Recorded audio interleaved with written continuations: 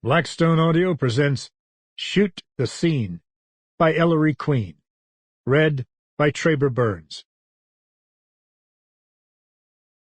Chapter 1.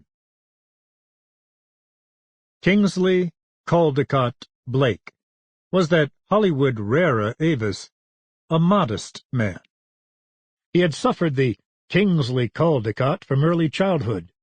The St. Louis slum from which he had crawled did not take kindly to classy monikers, and he had grown up dodging the slings and arrows of his fellow slum-dwellers, missiles ranging from, "Hiya, King! How's Queenie?" to, "Here comes His Majesty." He had silently made up his mind that as soon as he could get away from his mother, who had found the name in a true romance magazine, he would change to something less ostentatious.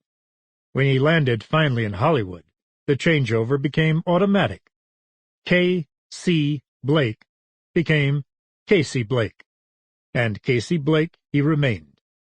Every time he saw it in the credits on a new film, he congratulated himself. Casey Blake was low man on the Hollywood totem pole. That is, he was a screenwriter. The only people in the film industry who seemed to appreciate the importance of screenwriters were other screenwriters, and an occasional sport like Joe Maddox, the producer-director.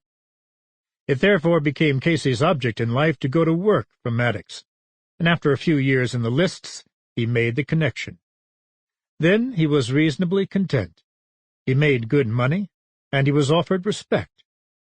Maddox was a tough taskmaster to his writers, but no tougher than Casey was to himself.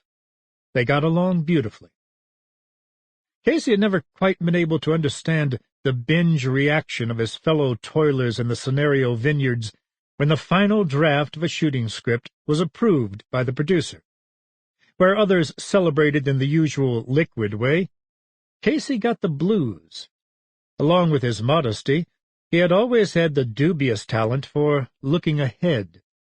To him, a finished script meant only that he would have to sit down and recharge his brain to produce the spark that would activate a new idea for another picture. Not that he would have had it any other way. He saw eye to eye with Joe Maddox on the subject. Maddox did not believe in paying $500,000 for the screen rights to a successful novel or play, and then producing a $12 million picture from it which, oftener than not, fell on its face because of temperamental stars and unfeeling critics. He demanded original plots from his contract writers, out of which he frequently was able. Sample complete. Ready to continue?